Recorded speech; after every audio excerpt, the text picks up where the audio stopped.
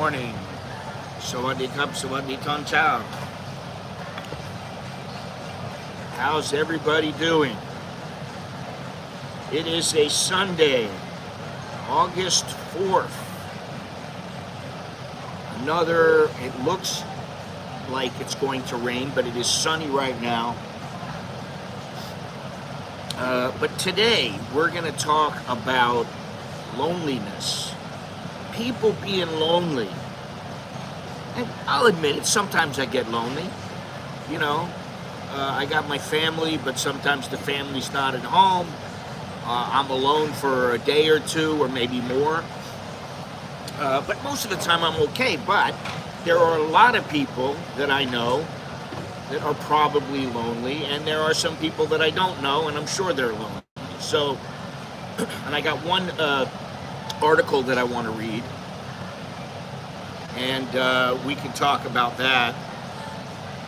But right now, God, man, the dollar is 35.39 to the baht. Pretty bad. Air quality is 55. The temperature is 80 degrees, high of 90, low of 75. The feel like temperature is 83. The humidity is 88, and it's gonna rain all week. It's raining all the time. There's nothing we can do about it except enjoy it. You can do that. You can enjoy it. But like I said, we're going to talk a little bit about loneliness here in the land of smiles, because everything is not all smiles here. I mean, come on. Even a smile is not a smile sometimes. You know, I showed you guys the book, I think it was about a week ago. I showed you the book, Heart Talk, which talked all about how the heart is used in Thai language.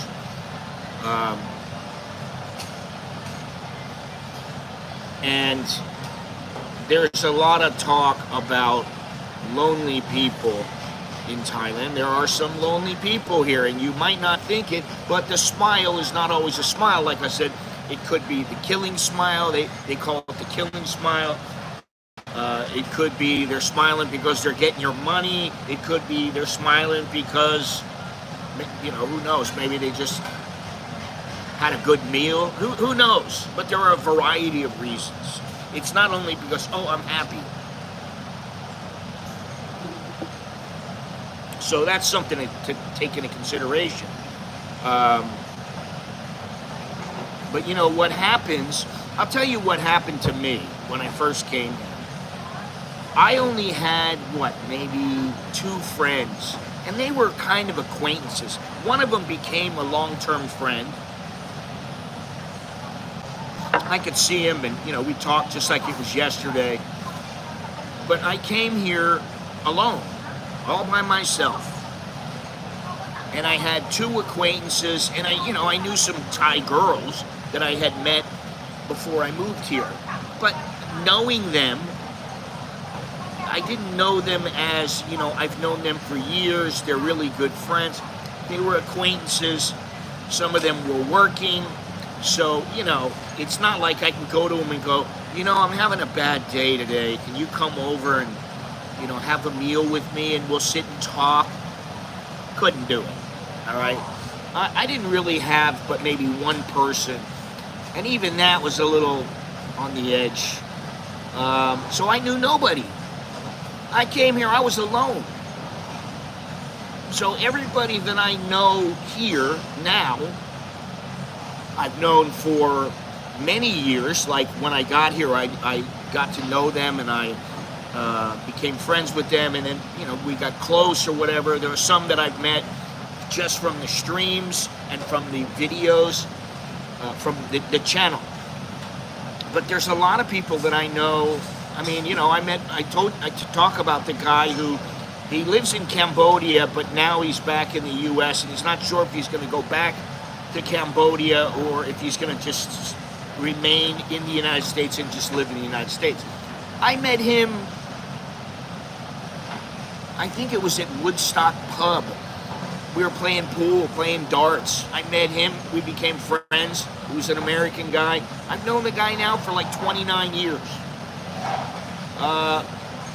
And you know, listen, if I was ever in a bad way, and he can do the same, if we were ever in a bad way where, you know, both of us have been like, man, I'm so depressed, this really sucks, what do you think about this or that? And, you know, we've had our ups and downs, both of us, because we both lived here a long time.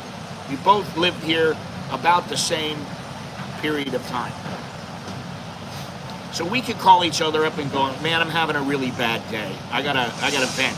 And sometimes he'll vent to me. In fact, he's back in the United States, and he was ticked off because he couldn't get verified by Social Security. And I said, well, that's a shame, but you're gonna have to put in a little effort, and it'll be okay, don't worry about it. You know, he doesn't have a huge number of friends either. And as you get older, you will see most people don't have 100 friends. It's not like you're in school. It's not like you're in high school or something like that, and you know everybody knows you. You know, that's not how it is.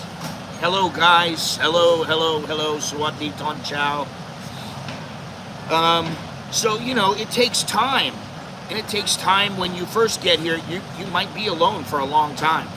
And it's just the way it is. You might not be. Some people, you know, they go out, they meet people in bars, and they're like, oh, yeah, this is my good buddy. But they're not really what I would call good friends, close friends. You know, they meet because they like to drink together or something like that. Maybe they are good friends, but I would say most are probably not. They're acquaintances. You come here and then you're alone. So what are you going to do? What does the average guy do when he comes here and he doesn't have really many friends? I mean, I built up a couple of acquaintances when I over the time when I first came here to when I moved here.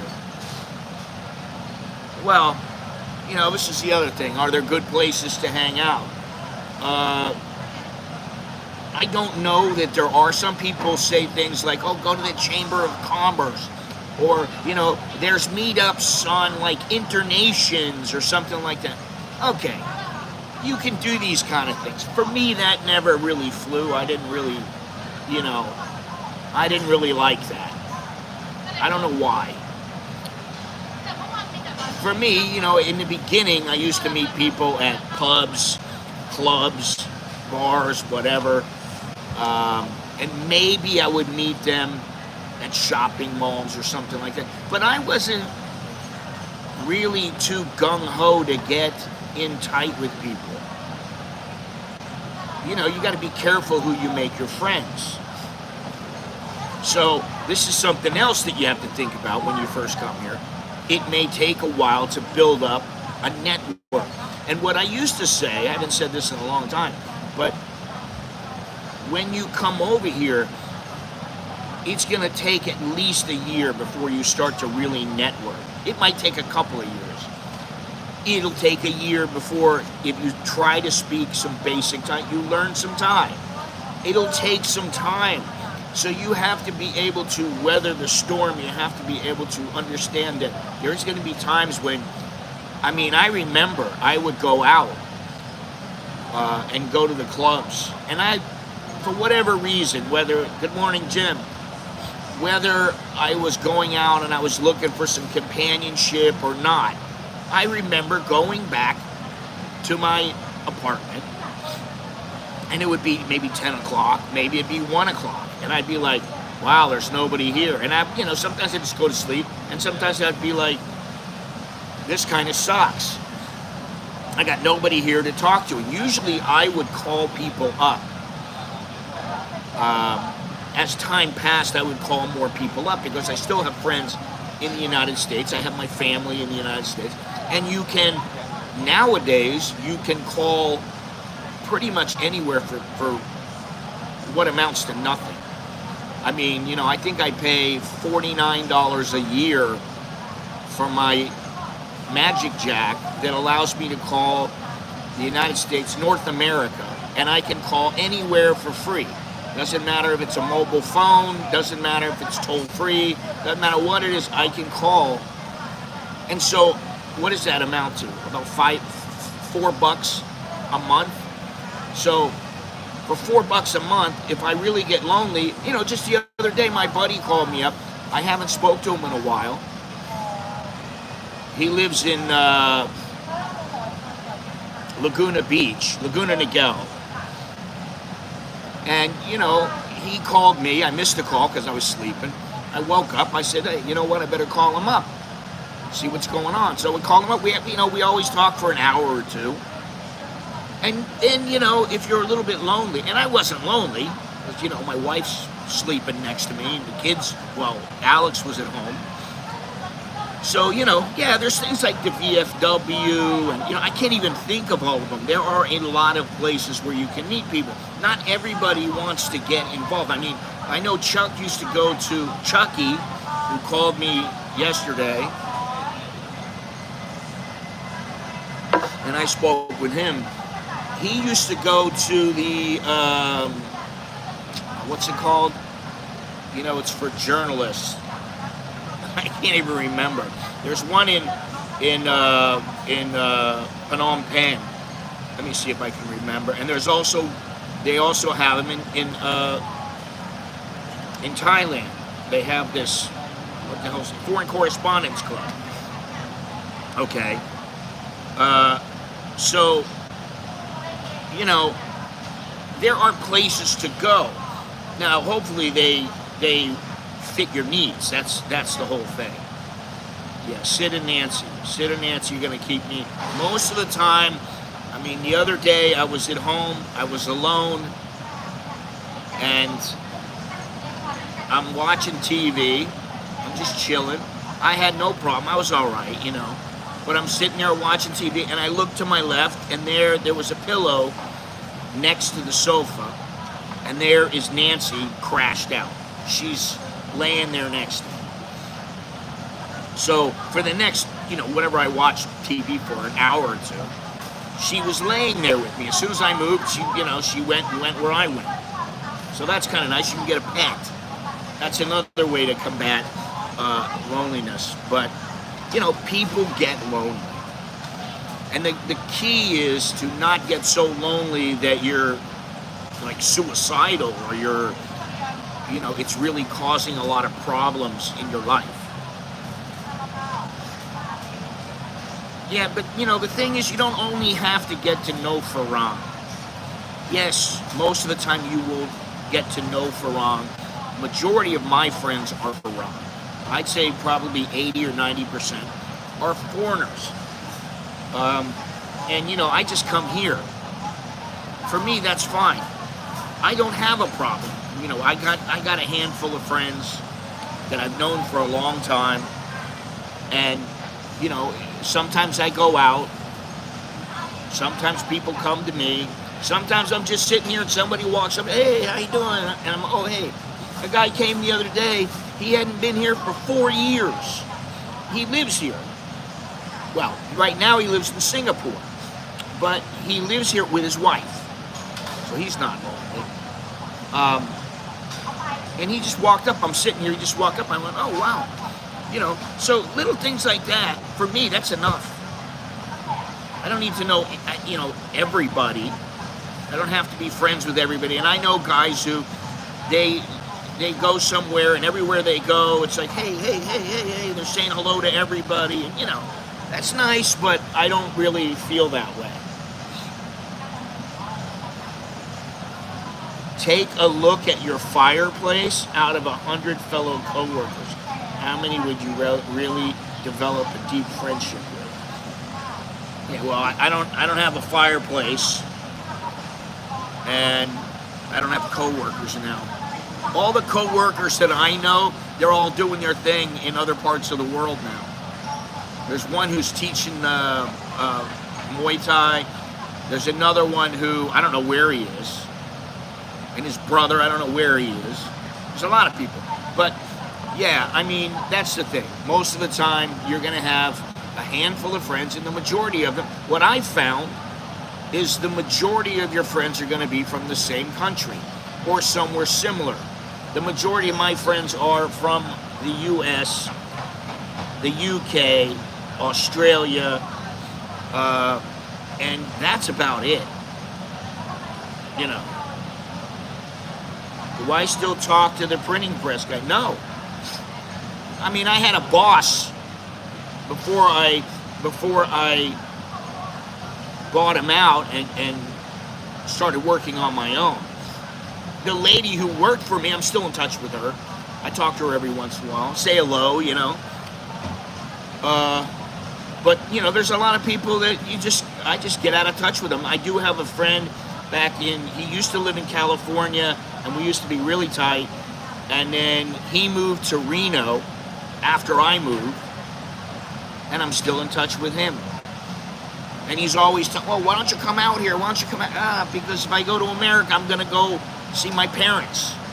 You know, I don't want to fly all the way out there, and I know, you know, but I got other things to do because I got a family to lug along, you know, most of the time. I mean, I could go out there for a couple days, I guess, but, you know.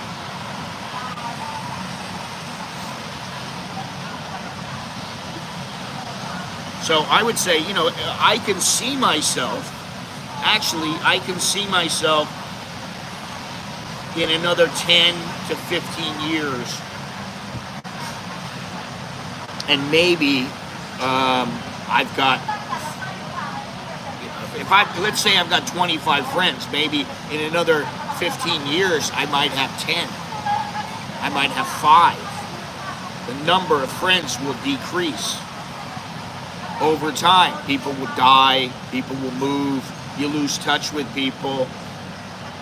You know, there are some women that I went out with that, you know, I'd love to be friends with them, catch up and find out what they're doing.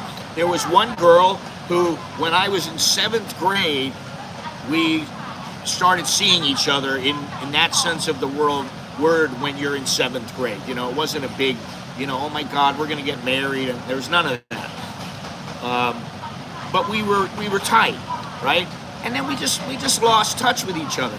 But one day I get a letter from her. It's an email. I'm like, holy moly. So I wrote her back. Then she wrote me back. Then I wrote her back again. We wrote back and forth a couple of times. And then one day, I'm on Facebook. You know, I'm connected with her on Facebook, or I was. And some guy said, my dear friend has passed away, and it was her. I had another guy he and I used to take karate together. We used to kickbox together. He's a big old heavyweight guy, and he had some fights, and he had a gym. And I used to go into the gym, and, you know, we would all train together. He had guys we would train with.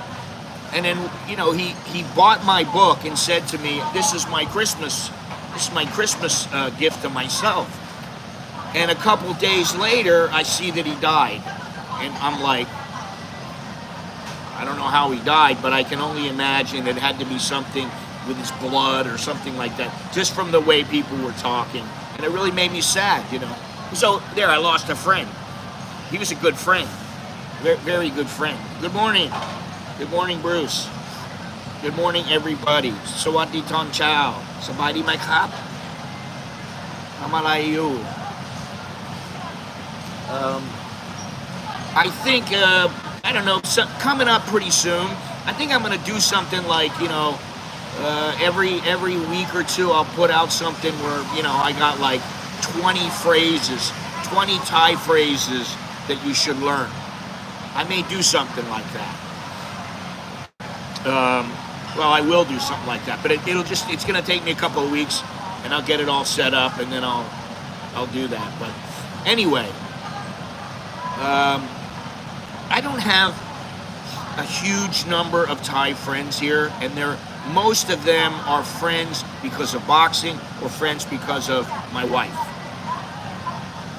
And, you know, after a while, if you're not working or you're not, like, in school or whatever it might be, you don't have a reason to interact with some of these people. You know, okay, at the gym I have some friends, right? I have some Thai friends at the gym. But, you know, you don't really have a reason. And, you know, there is one lady in the gym. She's about 40 or so. You know, nice lady, cute, you know, real nice lady. And I mean, she is at every single class. And I think it's because her husband works, she doesn't work. She goes to the gym and she's gotten in a lot better shape. But every single time at the gym, she's in the classes. She's at every single class. She does probably 3-4 hours a day in the gym. You know, that's her way of socializing. Not everybody can socialize like that, you know. All right, let me read some of this here. People talk about men who are old enough, who are older, like their fathers, and they get very distraught when they lose a Thai girlfriend, or even worse, they commit suicide. They do a high flyer.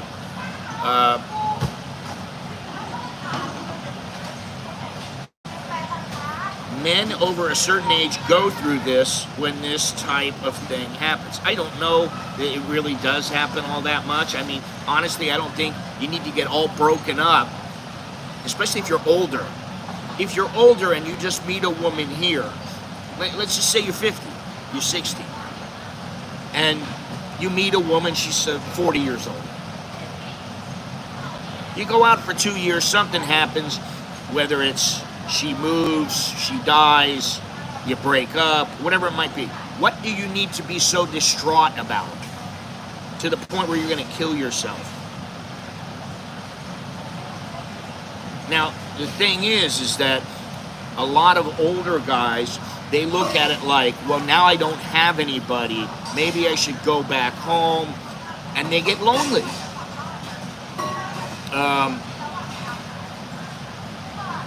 So much is written about Thailand and its girly scene. It is in a way typical. Not really.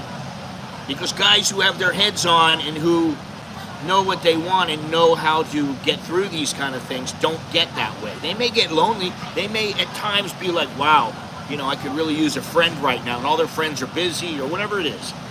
But they don't go and off themselves, so let's get that clear right away. There is a great deal which is unique. Yes. All right. What is this here, Jim?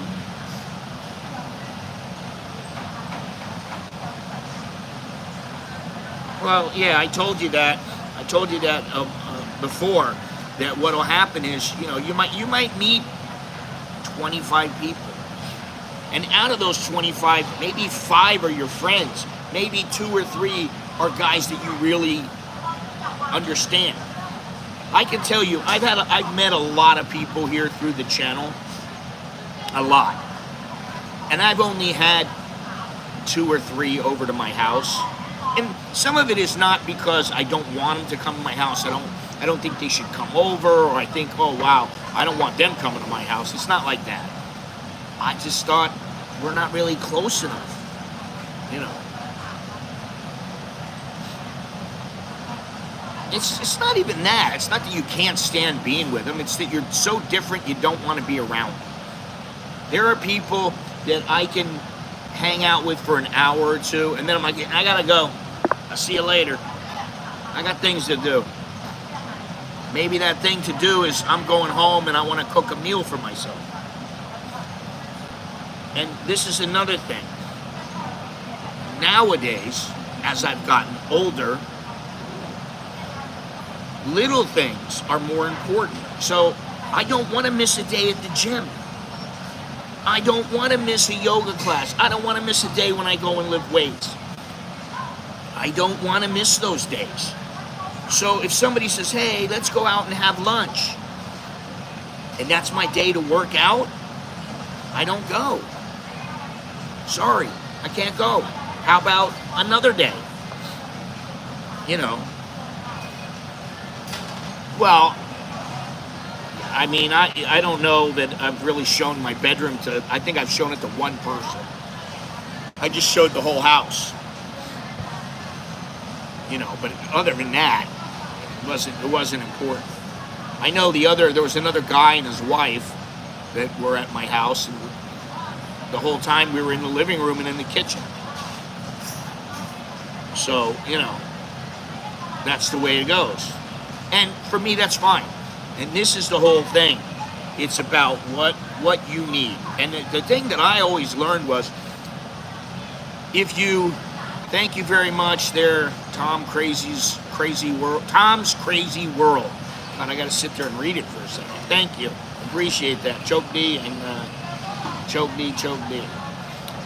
So let me go on with this little article here.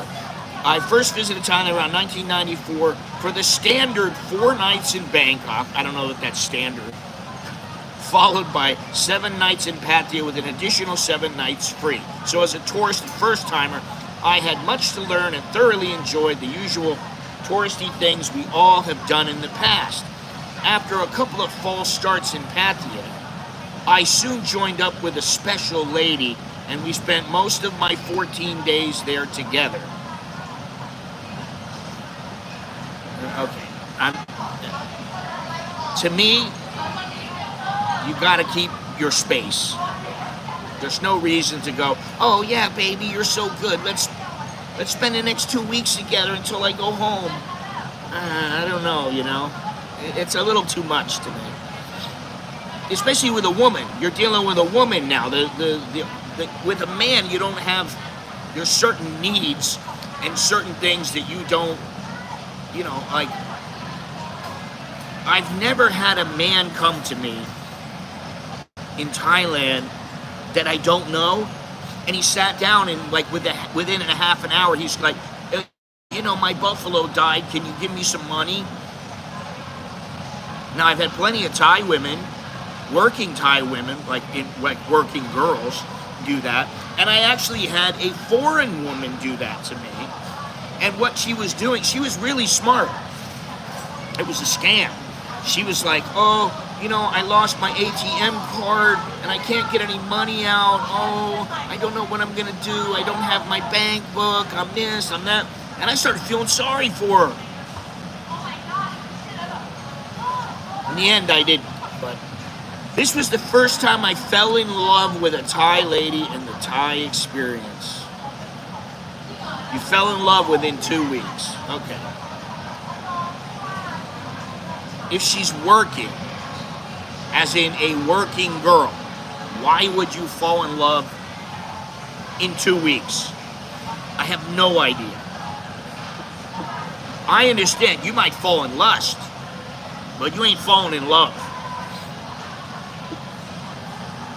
After I returned to the UK, we wrote often, and some months later I returned to Thailand to spend more time with her and her family. To this day, I cannot remember exactly where we went, other than it was north to Petnilok. Maybe it's, I don't know what he's trying to say here. And then onwards by bus for an hour. We spoke of marriage and a small dowry. I have not read this, other than I just breezed through it and thought, okay, this will be good, because the subject matter was correct.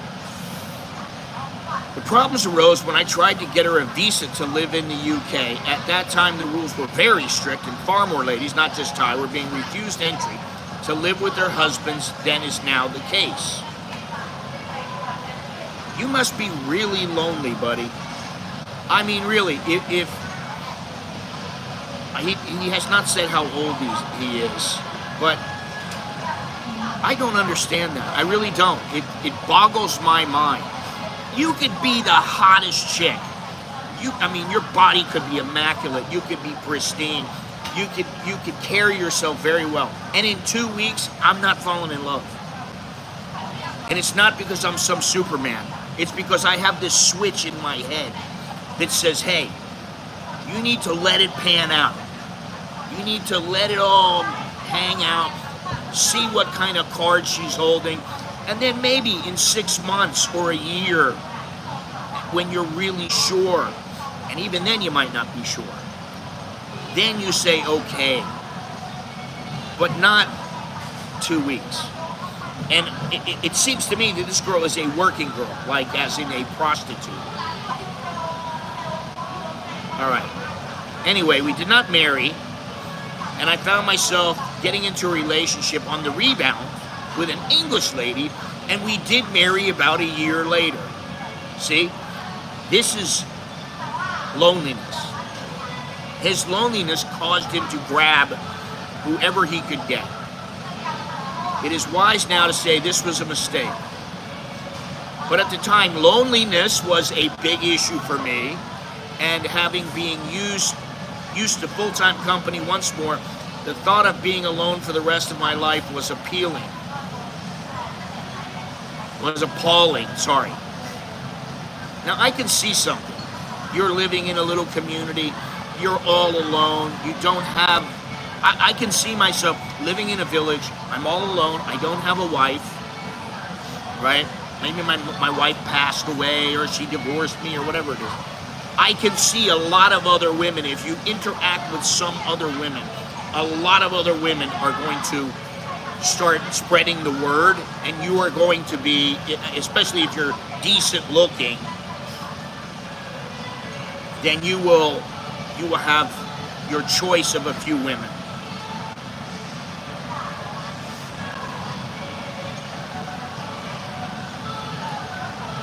Hey Andy, where are you now? Let's see here. Somehow though, being married to an English lady just could not measure up to the experience I had with my Thai lady. My Thai lady of 2 weeks. This is an example of how lonely people can be.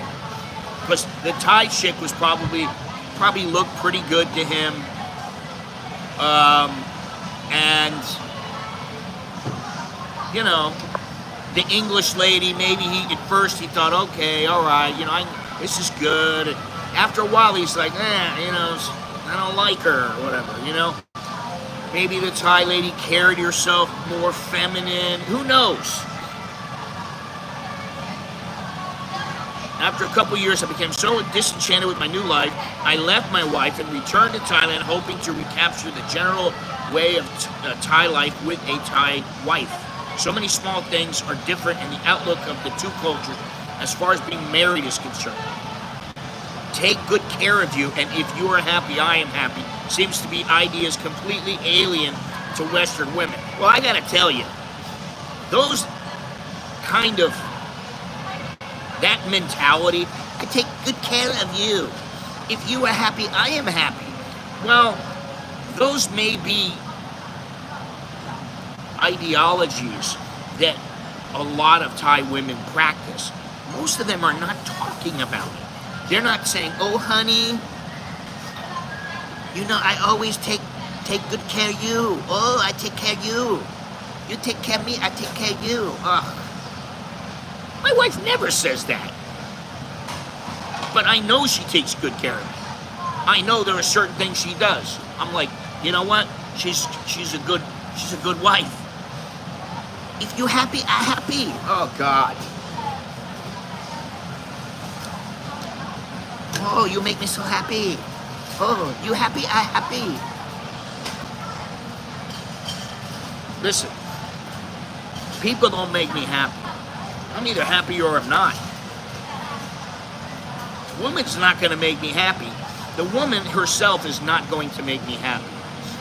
I may be happy I just had sex with her. I may be happy that I'm out with her, that, you know, and we're having a good time. That's great. But she is not the one that's making me happy all the time. So I don't get this. And again, this goes back to loneliness. Yeah, how about hobbies? All right, let me go on here. Let's see here. When I first returned to Thailand, on that occasion, I have to admit I went more than a bit over the top with the ladies. At the time, I knew I wanted to have a business in Thailand and settle down with one lady. But I was sure going to have fun first. I toured around looking for a suitable business to invest in and to try as many ladies as I could. All right, hang on right now. Well, that's pretty cool, really. Let me see something here. I'm trying to figure out. Okay. He came to Thailand again and said he went over the top, and he said, I went looking around for a suitable business to invest in. He'd been here one time. One time. So now he knows the culture well enough to throw his money in and start a business. That's a bit iffy, if you ask me. You might need a little bit more time to figure it out. Some ladies were only one-night stands, some were with me in threesomes, some lasted anything up to a week. I did find someone I thought might be the one, but though she lasted nearly 2 weeks, I started to think otherwise. We spent some time in Samui and Hua Hin, and the last time I saw her was when I dropped her off near her home in Bangkok. It was from that parting I drove down to Pattaya to try my hand down there. This guy, honestly, I'll be honest, this guy's doing what a lot of guys do, and he's not thinking to himself, I want to have a woman that I'm proud of, that she works hard, she's made a good life for herself, even if she's young. She's started on a path that I can be proud of. Instead, he's going to bars and trying to find some chick who needs him. Because I'm so lonely, I gotta have a woman. I mean, like, this story's starting to make me sick, man. The first night I did think of looking up my old flame. I decided against it on the grounds it might be embarrassing for both of us if she already had a boyfriend that week. As things turned out, I need not have worried because I did come to meet up with her again, and though we were no longer lovers, we have to this day remained very good friends. She is now a mama-san in one of the bars. Oh, great. Anyway, I decided to look around and see what Pattaya would bring. I don't have a problem with her being a mama-san, but unless you're somebody who wants to spend all your time in the bar scene, you want to hang out with those kind of people all the time, I don't know, but I don't know anybody that's a mama-san now. I don't know anybody. And if I did, it would be because I went to a bar and then maybe I went again, you know, a couple weeks later or whatever, and I would just, that is what you call an acquaintance. Hi, how you doing? Oh, mama, here you go. Let me buy you a drink. Here, get your drink. Okay, and then she remembers you. All right, that's it. Let me go on here. Many hours and many beers later, I returned to a bar where one of the ladies had caught my eye. The boss did not seem too keen on my taking this particular lady, seemingly because she was new, and the boss did not know if she was any good. At the time, this lady, who I shall call Nikki, was holding my hand and sitting, as they do, with their legs tucked up underneath her on the ledge, which runs around the edge of the bar, showing the dark V of her hair.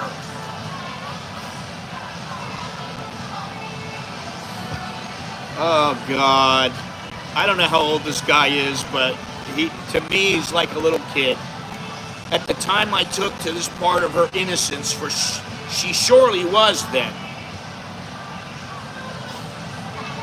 Listen, just because she's only been with one guy or two guys out in the village doesn't mean she's innocent. She could be a nasty slut for all you know. You don't know, that's the thing. You don't know these women. How stupid do you have to be to realize that? You go in, you sit down next to her. Oh yeah, I know her, she's really nice, she's so cute. Oh. No, this is not AI, man. This is very old. This is about more than 20 years old. This article. Unbelievable. Let's see here. Yeah, she could be a gambler. She could be a drug user. You don't know. You have no idea. Subsequent conversations with other ladies confirmed that she was innocent. Earlier this year, I asked Nikki about showing me her poops that night, and I received the usual enigmatic Thai smile in return. So I still do not know if the display was in fact intended or not. Dude, this is a real article. But what I'll say is, this guy's an idiot. If she don't even tell you, if you're asking her, all you gotta do is go, hey, honey, listen, I know maybe you don't want to say anything, but like, did you do that on purpose to entice me? Did you want to make me horny? What were you trying to do? And if she doesn't answer, you go, hey, I'm talking to you. Baby, right here, answer me. That's me. And if you don't like it, see you later, babe. Unbelievable. Nikki stayed with me for the rest of my stay in Pattaya. About 2 weeks. I didn't know this. I thought this was more about loneliness. It was about that time I decided to return to Hua Hin to set up in business. I enjoyed the town and felt it busy enough with tourists to be okay, but also quiet enough not to have the hassles with Pattaya, Phuket, Samui. I asked Nikki if she would care to go with me, and after a little thought, she agreed. I thought this was very trusting. Listen, I don't care if she trusts me. I don't care if she trusts me. You know what I care about? Can I trust her? Freaking dumbbell, man. We had not known each other that long, but she was prepared to give up everything and go with me. Probably because she ain't got a pot to piss in, that's why. Oh my God. And what's funny is that he's talking about Hua Hin and saying, oh, it's not that busy, it's not like Pattaya, it's not. Guess what? It is very busy now, and that's how I look at it. It's another Pattaya, it's Phuket, whatever. It's just like this. My first trip to Thailand was in 2015. Your Chowderhead videos had saved me a lot of trouble and money. I'm now happily married. Very good. To my Thai wife since 4 months. For 4 months. Together for 7 years. Well, good. I'm glad to hear that. And, you know, honestly, it makes me happy to hear that somebody has listened and they've gained something from what I have said. And I know I can be a little bit harsh, I can be difficult, whatever, but the bottom line is I'm not stupid, and I do know a little bit about Thailand. I'm not the most perfect person. I don't know everything. I'm not saying that. Let me go on here. I will not go into too much detail of our time in Hua Hin, for it would take up far too much time and space. Buddy, your brain doesn't have that much space in between your ears. Suffice to say, we did find a small guest house to run, rented from a Thai gentleman who had so many interests in town, he just did not have enough time to spare for his enterprise. As such, we did what I considered a good deal, and I know having a Thai lady and employing a Thai staff helped me. Well, guess what? You gotta employ a Thai staff. So, I don't know what you're talking about.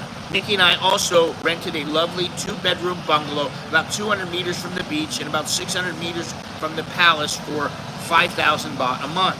All in all, I found life very pleasant, and indeed, we were making money from the guest house. All was not plain sailing, of course, but she and I made a good team, and we overcame some staff and other small problems between us. After we had been running the guest house for about a month, I suggested the time was right for Nikki's 2-year-old daughter, God, to come and live with us. Dude, I wish this guy would say how old he is. I don't care how old he is, though. He's a dumb shit. Up to this point, we had been... Oh, I'm so happy. Yeah, sure you are. Up to this point, we had been sending Nikki's sister 4,000 baht each month to look after this little girl, the only financial thing Nikki asked from me. I did, of course, pay for everything else and made sure she always had money in her purse, so she was not always having to ask me for money, though that did lead to our only huge row when she actually stormed off back to mother, the fault was all mine and showed me how much I still had to learn about the Thai way of doing things and face. Okay, I understand you need to learn. The Swenson girls are getting a little crazy. I understand you have to learn about them. But what about you? Oh, I live in Thailand. I'm going to be like a Thai now. I have to be just like a Thai. I have to do everything so they're happy.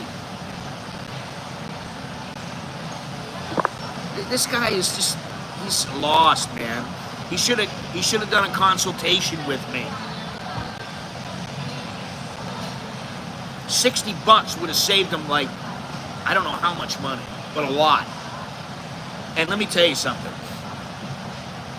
Sometimes guys will tell you things and you know you need to listen. And you don't. I know several guys. I know one guy fairly well. I see him every once in a while. He doesn't listen to anything I say. And every time his life is more miserable because he didn't listen. And I'm like, dude, I told you. Dude, I told you. Dude, I told you. And I'm just like, We were in one of the local markets and Nikki wanted to buy some fruit, which, as all things in markets, seems to cost, was only 20 baht. I told her to pay for the fruit from the money she had, and she really went into one. For 20 baht? When we returned to the bungalow, she packed her bags and left. Bye! See you later.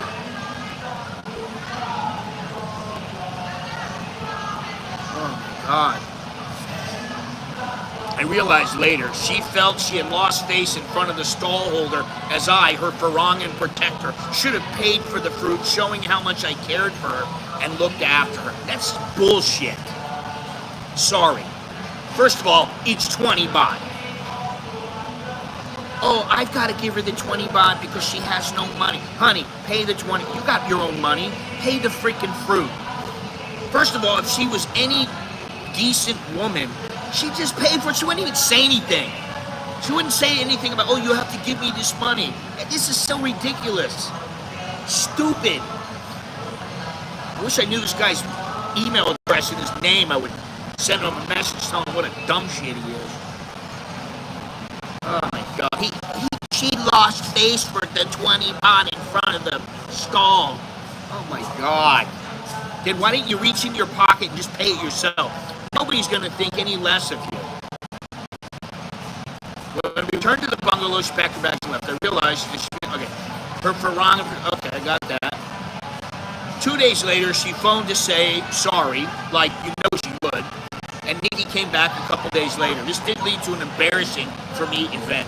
The second night Nikki was away, before she telephoned me, I went to the local soy bitter barn and took a lady home. Guess you really love her, don't you? 2 days, you went a whole 2 days, and on the second day you got a lady because you love Nikki so much. Oh my God. Oh my God.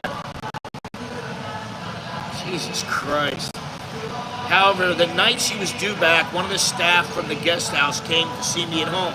This was by arrangement and completely innocent. I happened to be in the shower at the time she arrived, so I called out for her to come in and help herself to a drink. While I was drying myself, I heard voices, and to my horror, I heard voices, and when I came back out of the bathroom, wrapped only in a towel, Noi from the guest house had been joined by Nikki, and to my horror, the lady with my clean shirt. Luckily, I was able to convince Nikki the only time the lady had come was before she had phoned.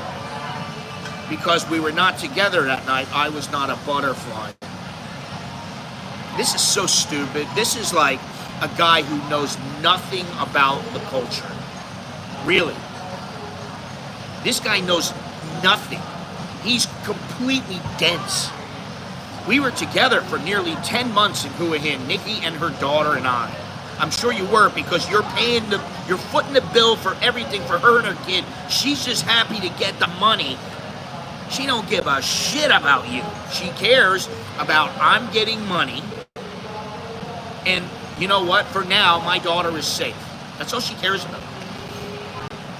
I have many lovely memories of that time, and on the whole, we were very happy together. Nikki did start to talk of marriage, as any lady would after such a long time together. Well, you were talking marriage after 2 weeks, buddy.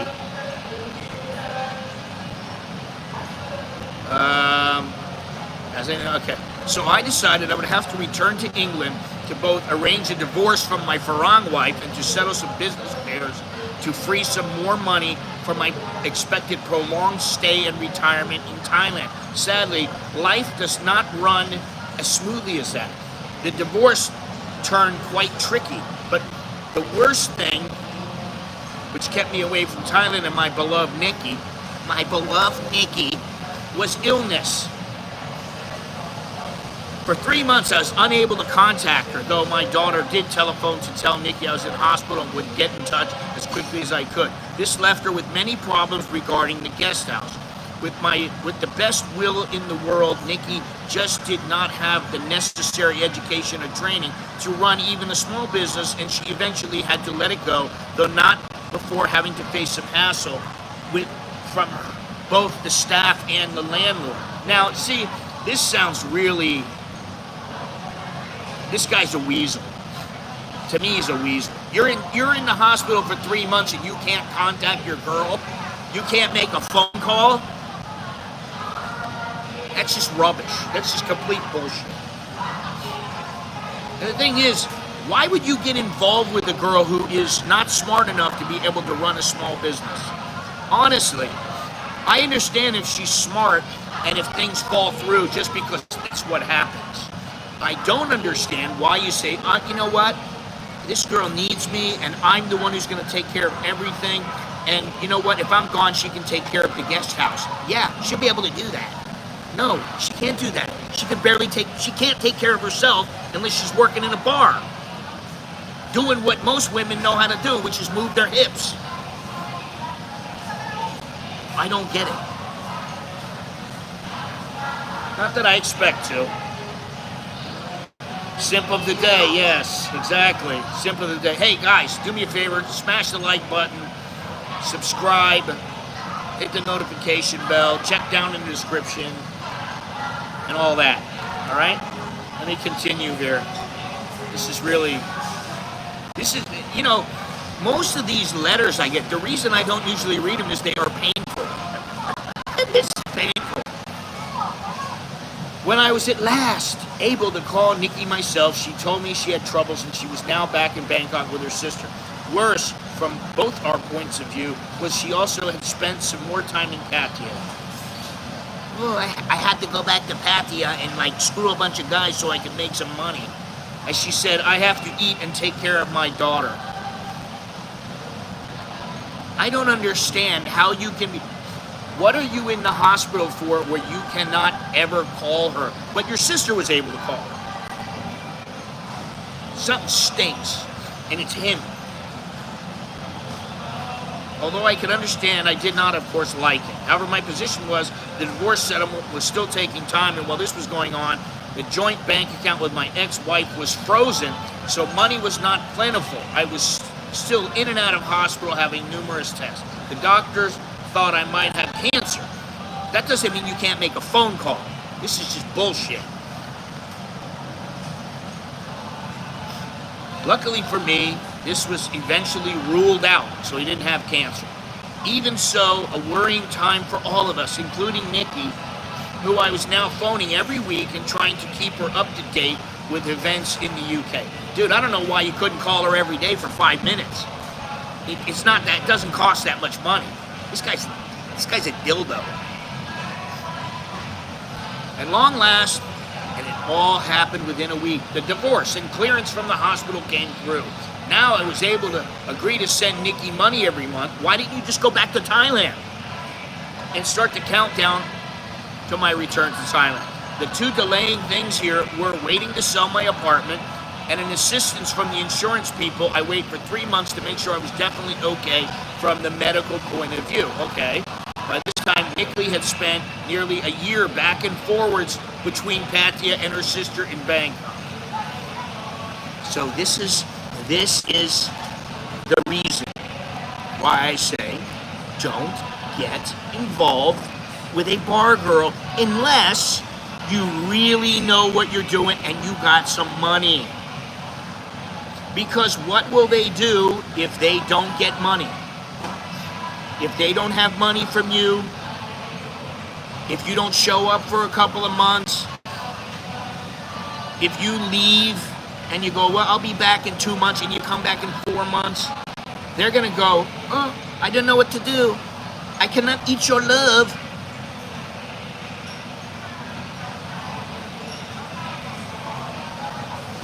Come on, anybody with half a brain can get a calling card or can use Skype or net to phone or whatever it is.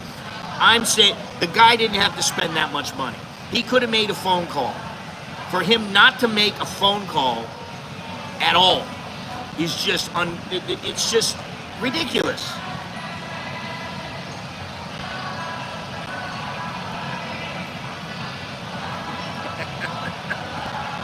Oh, God. At last the day came for me to meet her once more. Oh, my love.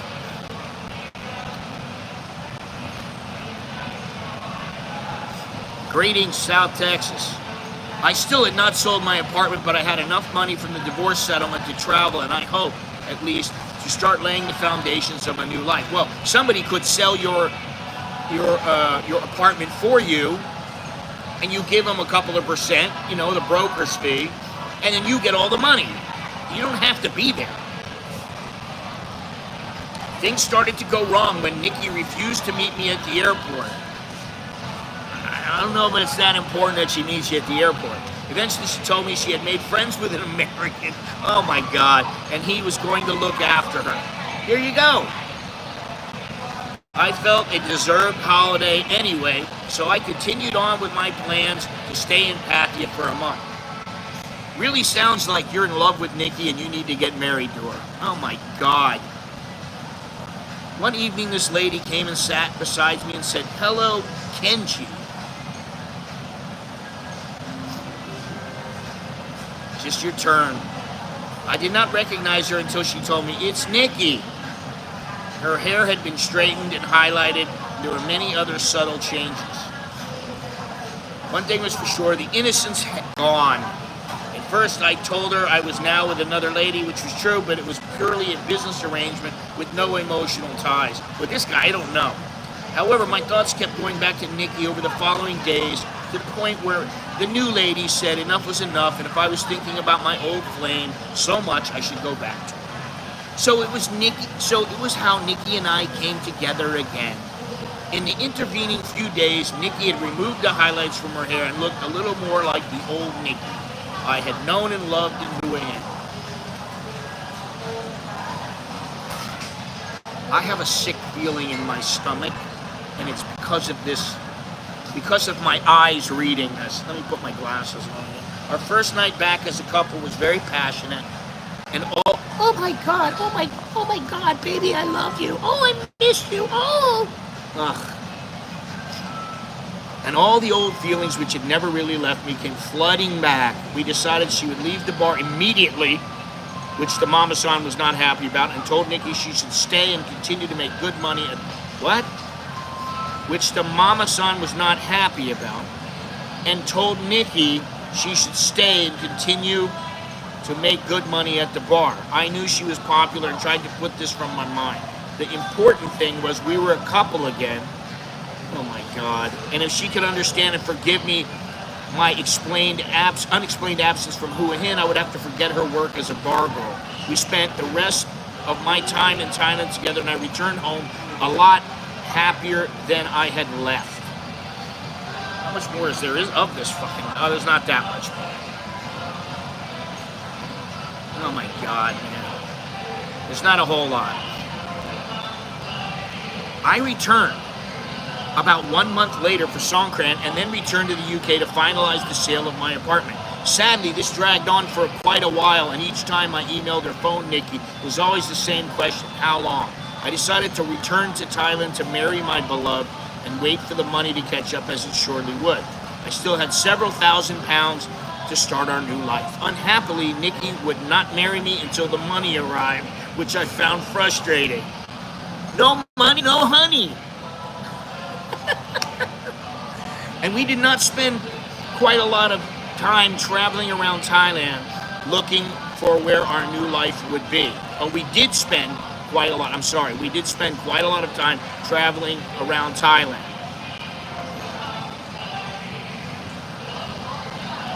We also, because we were staying in hotels and eating in restaurants every night, spent quite a lot of money. Needless to say, we never stayed in the mattress on the floor, fan-cooled rooms. This guy's... This just goes to show you how bad some people are and how lonely they get. This guy basically, he could not be alone. He couldn't be alone.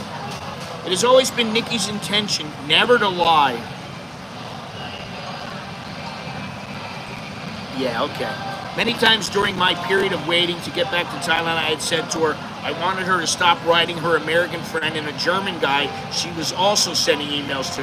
And looking back, I can see she never answered that request. It was always done in such a way that by the time I put the phone down or read through all the marriage plans in her email, I forgot to press the matter. Then one day I mentioned this in one of the hotels. Much to my horror, she said she would stop emailing them once we were married. She just could not see why I became upset, even though we were planning on marrying in the near future. Well, listen, this guy's an idiot. Why would you plan on marrying a girl who's seeing other men? She's like, I refuse to stop seeing them until we get married. No, I refuse to marry you since you're seeing other people. And it would be over. This wouldn't have gotten past, it wouldn't have got past like a day or two with me. I would have been in.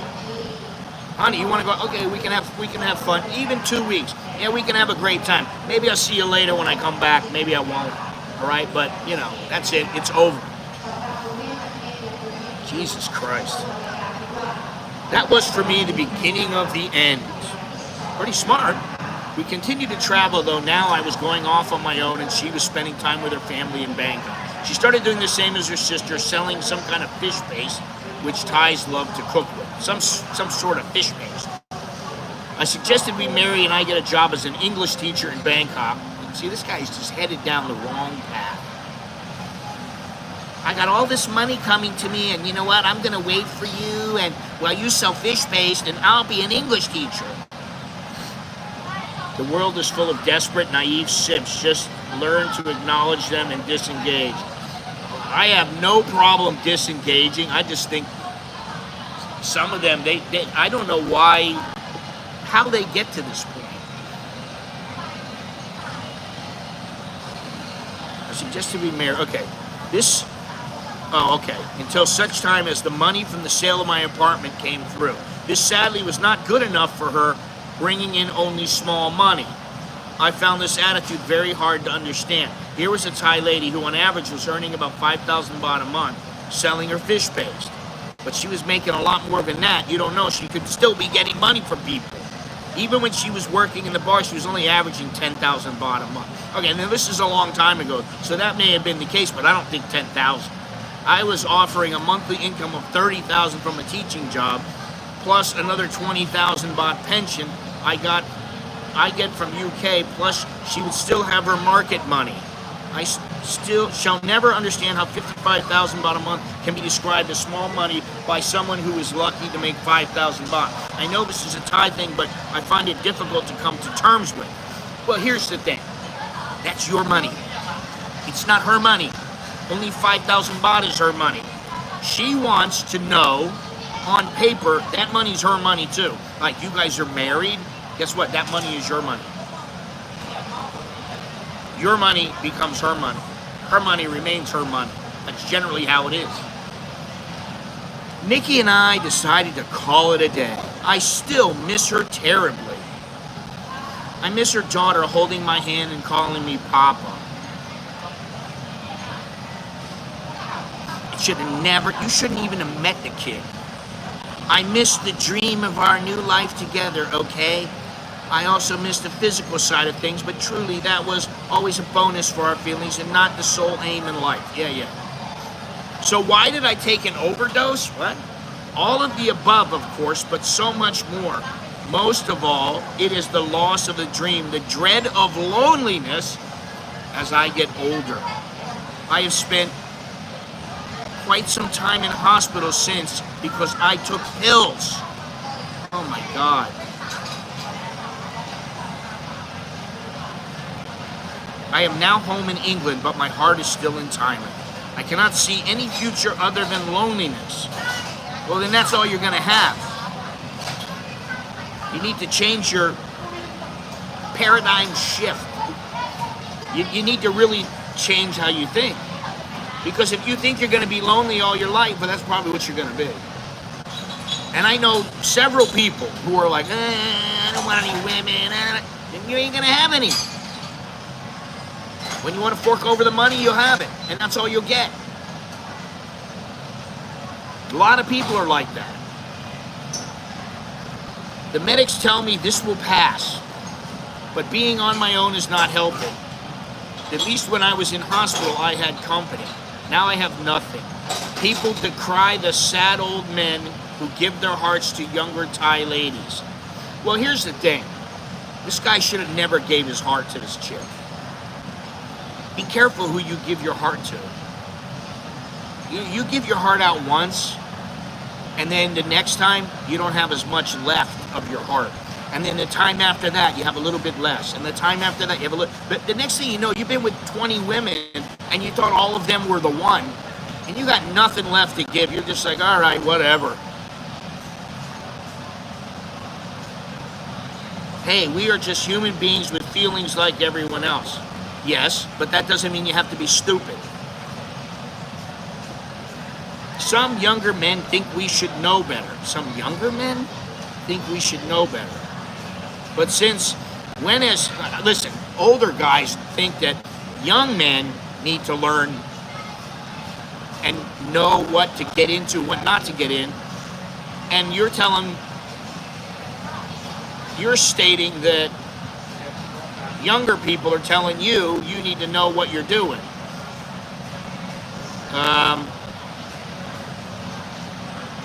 We do not, at least I do not, think with my cock, as some people have suggested. I don't care what you're thinking with, but you ain't thinking straight. Sure, my first contact with Nikki was from a bar for sex. Okay, what does that tell you? What happened after, though, was not just for sex. I developed strong feelings for her, and I am not fooling myself in thinking she has strong feelings for me. You need to be there to know, but believe me, she loves me as much as I love her. Bullshit! She don't love you. That's the thing. She loves the idea that you were taking care of her. If she really loved you, she would stay with you and not only think about the money, she would think, okay, so what are we going to do to make more money so that we all are doing better? Not just her. Not just, oh, I want your money, baby. Yoga Yakarta. Well, have fun, Andy. Have fun and don't get in any trouble. I know you won't, but...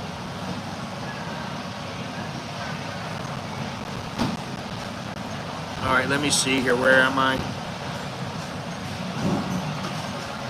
What happened after was not for...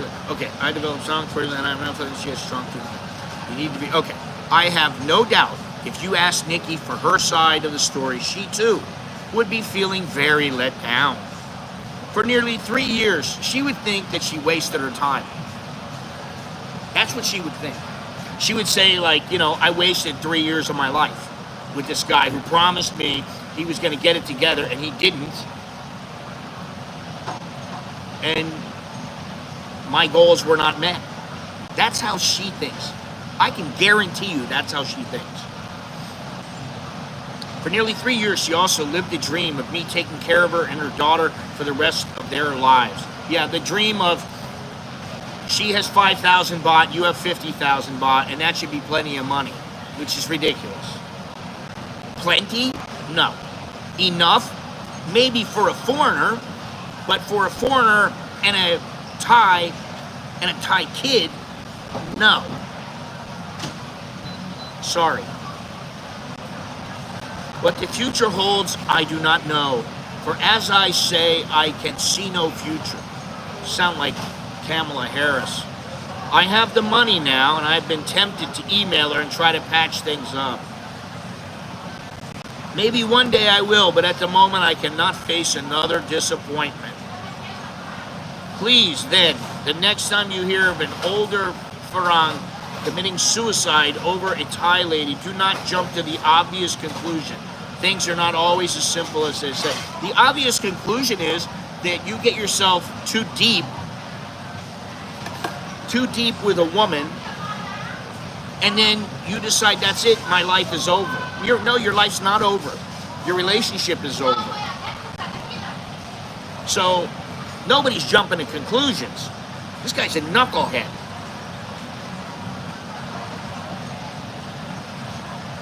You know, you have to think about it. When you go into the bar, what are you looking for? Are you looking for love and a relationship and a marriage? Guess what? Don't go into a bar thinking you're, what is it? You can take the bar out of the bar girl, but you can't. What is it that they say? Let me think here. You can take the bar out of the bar girl. No, you can take the bar girl out of the bar, but you can't take the bar out of the bar girl.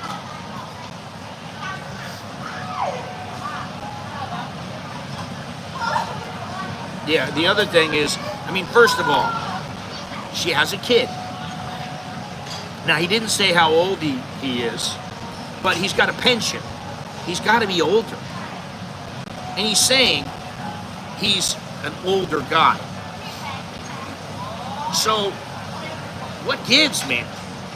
To me, the guy's just he's a chowderhead. I mean, I didn't know. I thought, but we're talking about loneliness here. But this is what loneliness can do to some people. They don't think clearly. Now, maybe now he would think a little more clearly, but I have a feeling there are some guys who will never get it. If you guys remember the guy who came into Starbucks when Starbucks used to be right here,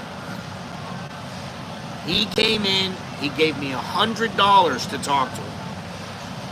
I was like, you really want to talk to me that bad? Yes. Okay. So he comes in and he tells me how he's given some chick in Pattaya 80,000 baht a month to be his girlfriend. And she always wants to be with her friends. She doesn't want to be with him. I'm like, so stop giving her money. What's the issue? Stop giving her cash. Tell her, bye-bye. Oh my God. Well, it's disturbing. Really, that is disturbing when I see that.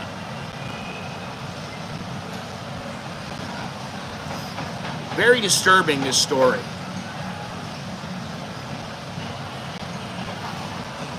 Yeah, I mean, honestly, I thought it was about loneliness. Now you think about Thai women.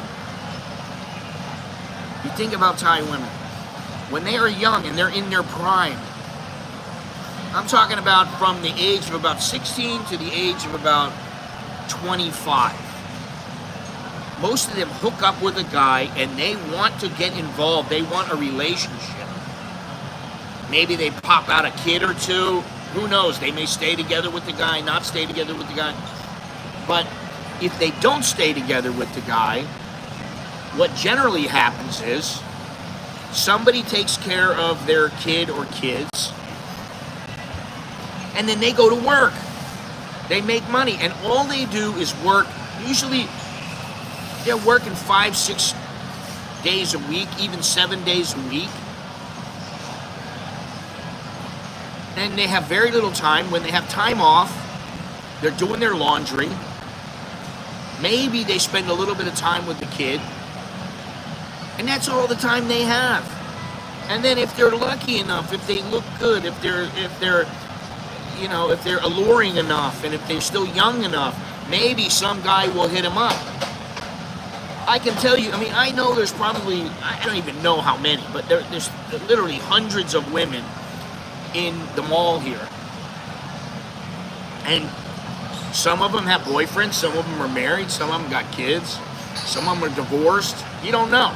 But I guarantee you that if there were Farang guys walking around and they made the rounds and wanted to hit up women to see, hey, can we get something going, they could find them. Because there are women out there that are lonely because all they do is go to work, come home, maybe they watch a little TV and eat, they do their laundry, and then they go to work on Monday. And that's what they do their whole life. That is what they're stuck with. If they're lucky and they look good, they might have a boyfriend, or they might have somebody banging them or something like that.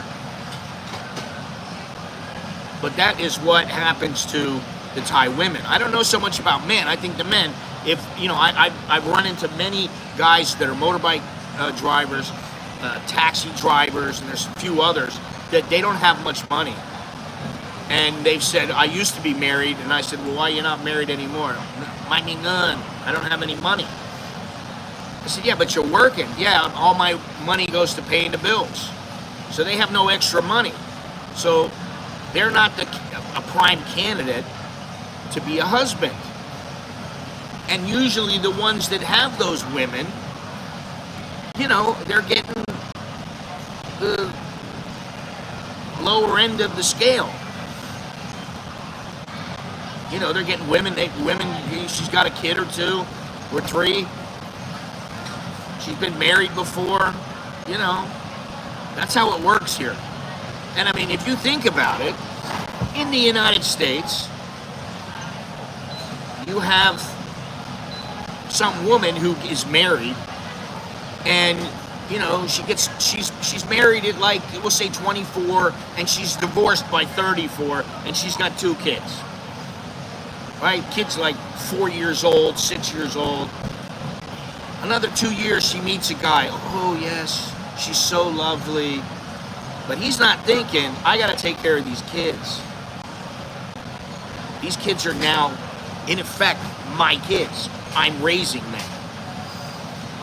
And I used to live with someone. Not live with her in that sense, but I rented a room. And she had 2 kids. And she always had a different boyfriend. I mean, you know, the guy would stay with her for a year or 2, 6 months, whatever, and boom, they'd break up.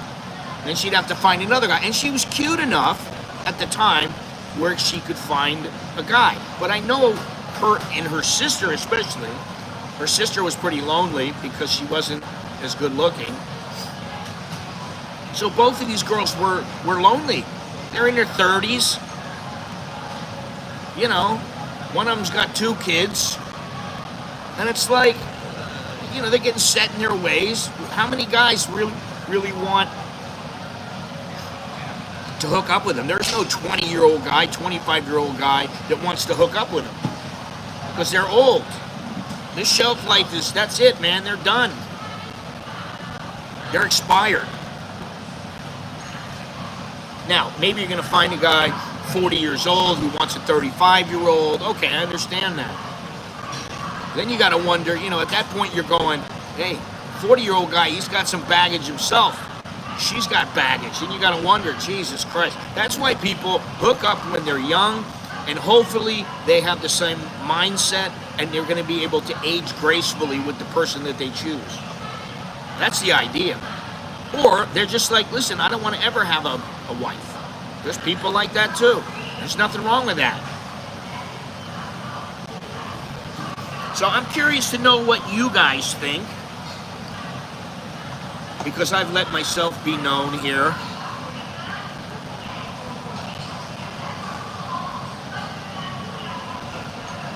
And I think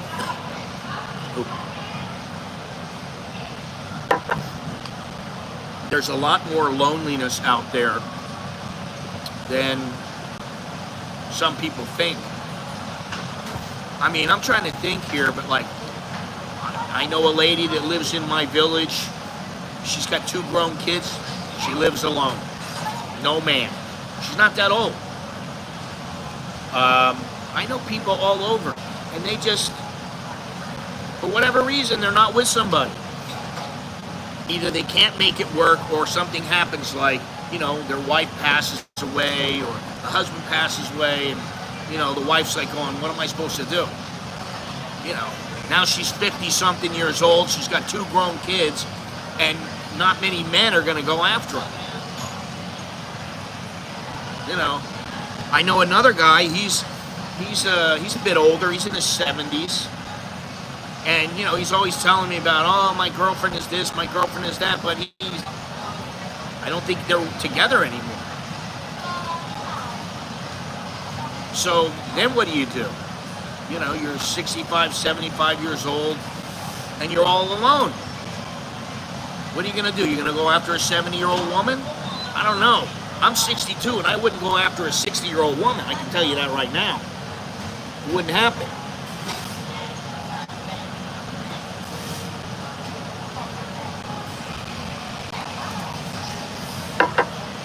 Probably rather, me personally, I'd probably rather have a business relationship, you know.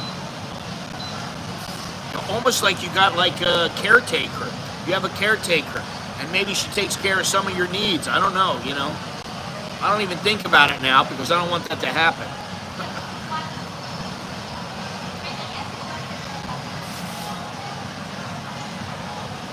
Anyway, nobody's talking here.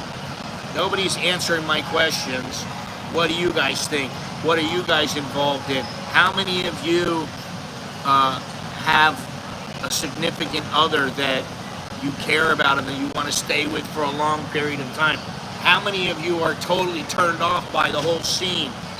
To turn this ship back on the course of loneliness, that is probably the main reason I don't feel the need to go live in Thailand. I have hobbies here that keep me occupied. Yeah, I understand that. I'm very isolated out here, solo travel, but I love it. No one to bother me. And how old are you?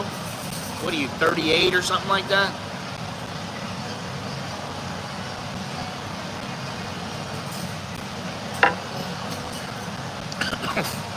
The other thing, Vanico, you are a traveler. You are a tourist. You are not an expat. You are not somebody who lives here. And there's a big difference between traveling around. And listen, you know, you might meet some girl. She might be from Sweden. Oh, all right, let's hook up. We have a good time. All right, great. You're with her for 2-3 days. You move on. Then you meet a little Vietnamese girl. You're with her. You're only with her for a night. Okay. Then you're like, all right, I'm going to go in India. Well, you meet somebody, you know, you could go and meet other people. Would I date a 25-year-old woman? I don't know. I don't even think about it, really, to be honest. Would I or could I? Could I? Yes. Would I? I don't know, because, you know, 25-year-old women don't generally have the same mindset as a guy in his 50s or 60s.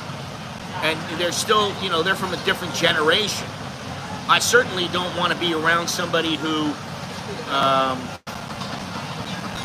they're always on their phone or always on their computer, you know, that sort of thing. And they're always worried about social media. For me, that's a, you know, listen, I go out to dinner and some chick's on the phone. I'm like, put the phone down. You know, at first I'd be nice. Could you put your phone down? I thought we were out to dinner, you know, we're going out to dinner, we're going to have a nice time together. Oh, okay. If she puts the phone away, okay, no problems.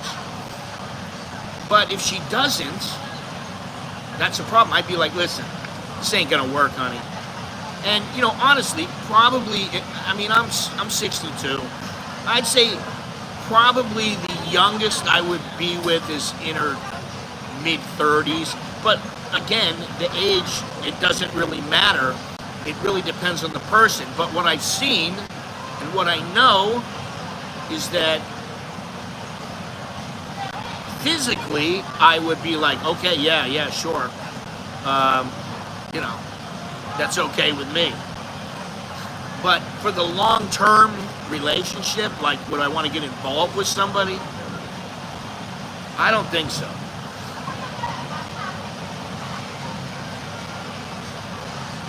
Yeah, so that's 17-year difference.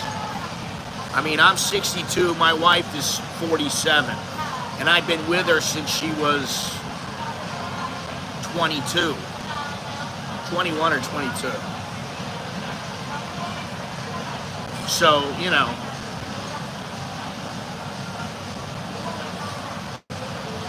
that's good. It works for me. It works for me, you know, and it works for her. Now, hopefully it'll still work in another 10 or 15 years. Everything will still work, will still be fine. I don't know. I hope so. But, you know, sometimes you just never know.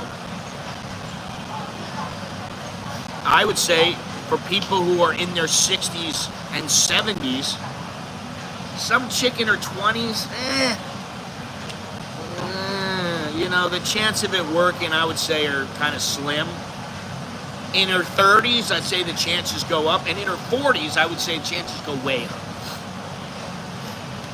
You know, some chick in her 40s, maybe she's been married for 10, 15 years, she really loved him, he changed, became an alcoholic, whatever.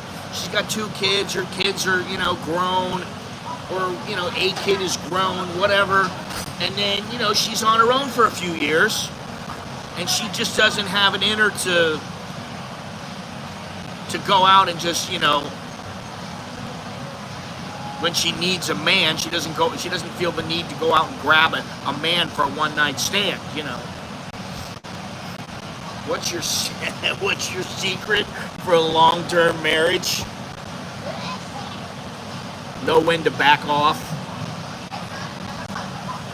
Know when to talk and not to talk. You know, and be honest. Yeah, but I mean, that's the thing. My wife don't put up with any BS, and I don't put up with any BS. We know that already. It's like, you know, we know if somebody says something, it's true. There's no playing around. Not like, oh, well, you know, no, there is none of that. And I mean, honestly, I don't put up with any BS. None. Because I just don't have the patience for it. It's like, listen, you want to be in a relationship, yes or no? Well, no, you don't. You're out of here. Boom. Yes, of course I want to be in a relationship. Okay, boom. Things are good. No problem.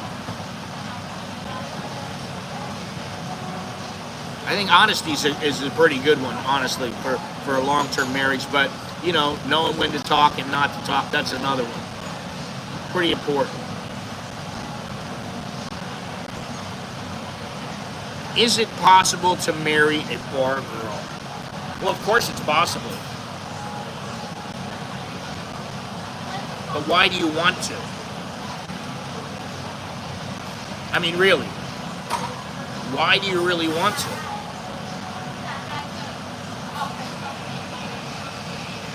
For what reason? Because their self-esteem is low? Because you think they know how to screw? I mean, really.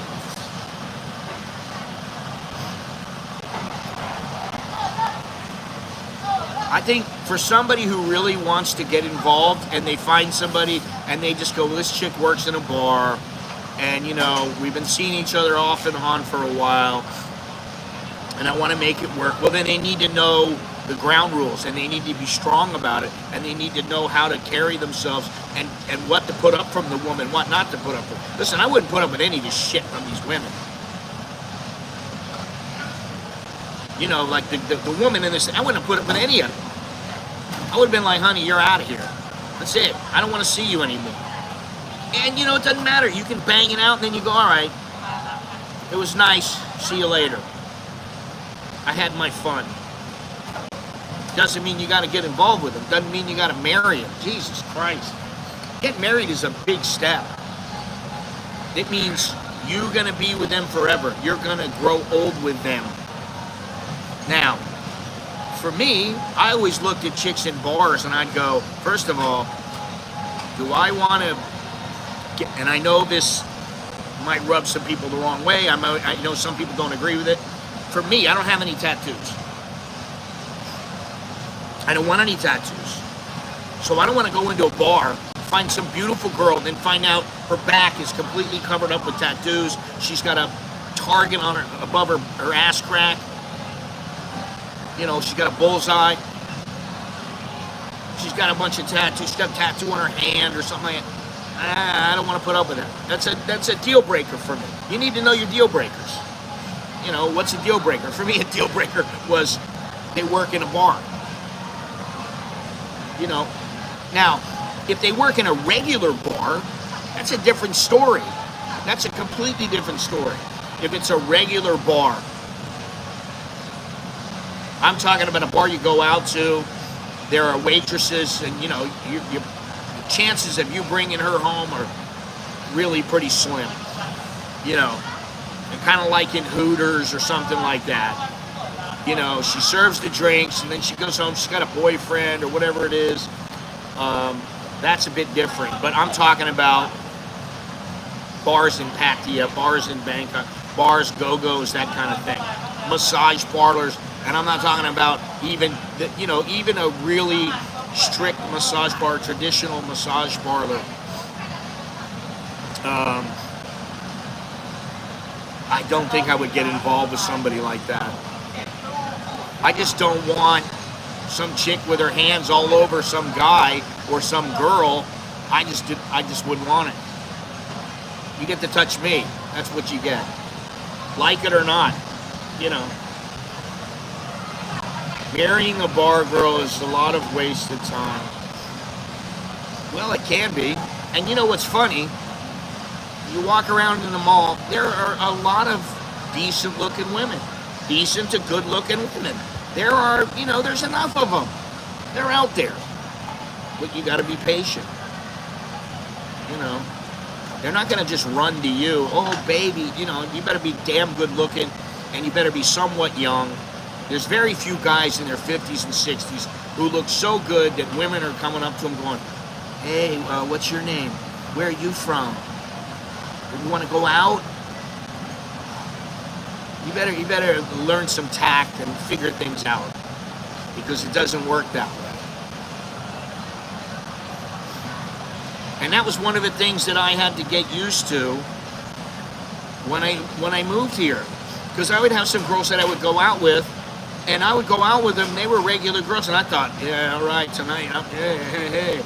Yeah, I better clean up my room, you know, in case I bring them back or something like that. And then I'd be like, at the end of the night, she'd be like, okay, good night. And I'd be like, what? Whereas, you know, you go into a go-go bar, you pull a girl out of there, she either gives it up or she ain't getting paid.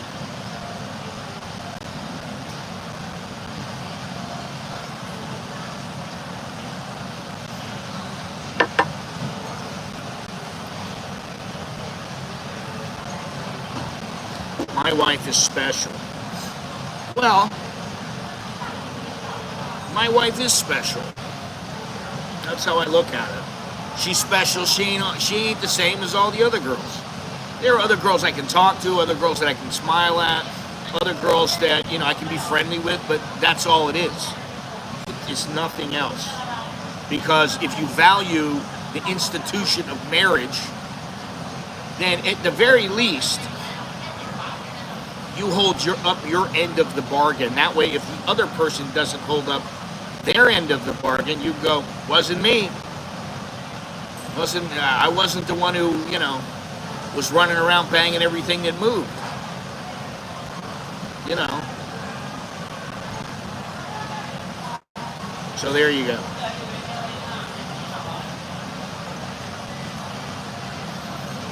And honestly, you know, I know there's a lot of people that they live out in Pattaya, and they think, oh, what a great place, it's so awesome.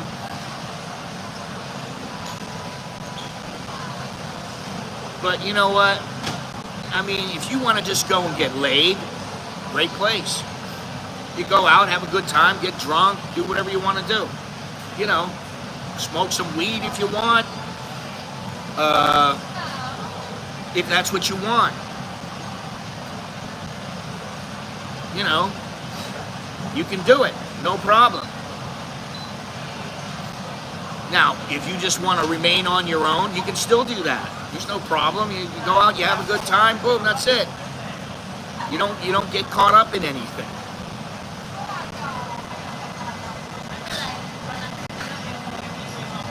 But the truth is that after a while, you will get tired of it.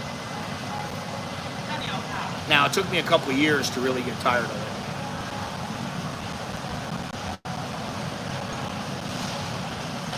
Yeah, I mean, you can take the bar girl out of the bar, but not the bar out of the bar girl. You know. And I'm not saying that all relationships with bar girls fail, but I would say the vast majority of them do. And the ones who make it succeed are with the girls who truly do not want to be in that industry. They hate it. Or the guys who have been around the block once or twice and they just lay it out on the line and they go, listen, I'm not putting up with this, I'm not putting up with that. You can do this, you can't do that. And if you do this, we're history. And they put down the boundaries and say, that's it. You understand? Great. Now, if they do it once, you go, I gave you the boundaries, honey. That's it. You're out of here. See you later. You know.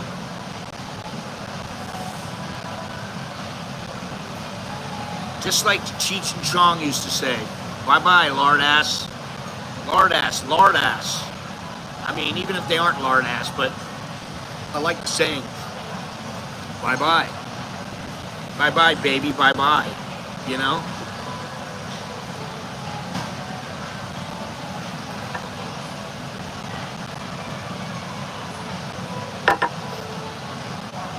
Well, I've got a nice latte here.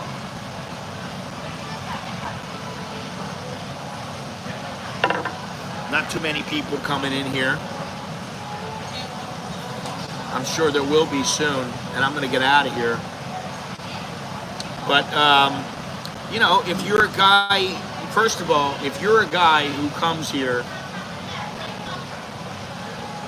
and you hook up with some chick, if she works in a bar or something like, just expect it not to work. You don't have to say anything, you don't have to act that way, but just in your heart, know it probably isn't going to work. And if anything happens and she does something like, you know, I'll never forget this. I got to tell this one last story. I was in Pattaya. Oh, God, it had to be 12 years ago. I went with my boss. I was involved in boxing, and I don't know why we went down there, but we went down there for the weekend. And there was like 3 or 4 of us, and we all had rooms. And so we went out, and we were just like, yeah, let's go back, you know. And I go back to my room, and I'm standing out on the balcony. And we were staying like on, I don't know what it was, Soy 6, Soy 5, something like that. I don't remember exactly what, maybe it was 15. For me, I really don't remember what it was. But it was overlooking like a row of bars, and then down below there was a swimming pool. I forget the name of the place. So, I mean, this isn't like, you know, we got back, it was like 2, 3 o'clock in the morning. And I just kind of went out, I was just kind of standing outside, looking down to see what was going on. And at the time, bars were open. Some bars would stay open until 4. Sometimes they close at 2. But there were always some bars open, or, you know, they might have the lights off or something like that. So it seemed like everything was closing down. And I'm just standing out there, and I see this guy standing there, this foreigner. Standing there. I told this story before, but I don't think I've told it in a while. He's standing out in the middle of the street. Now, they're small streets. You can see when the cars come. It wasn't a big deal. He's standing out in the street. He's kind of like swaying. You could tell he was drunk. So I'm thinking to myself, what is this guy doing? You know, I'm like, hell, you know. I just said, the guy's drunk.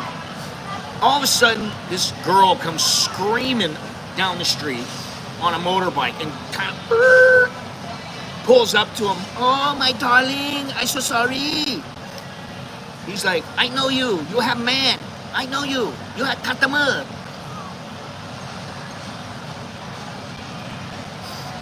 You have customer. He's speaking like a Thai with broken English. And she's like trying to speak English, but it's broken English. And she said, no, you know, I love you. Oh, only you, honey. You, my honey. He's like, you know, you're gone for 3 hours. Where were you? Oh my God, you know? And I just thought to myself, how do you get this bad? Where you're standing out in the street, inebriated. I understand getting inebriated, but making an ass out of yourself, that shouldn't happen very often. He's standing out in the middle of the street, inebriated, speaking broken English to a Thai girl, accusing her of having other men when she's clearly a working girl. And she's saying, no, honey, no. You know, I love you, only you, my darling. Oh my God. And I just thought to myself, please, never, ever, ever let me get that bad. And I don't think I ever will.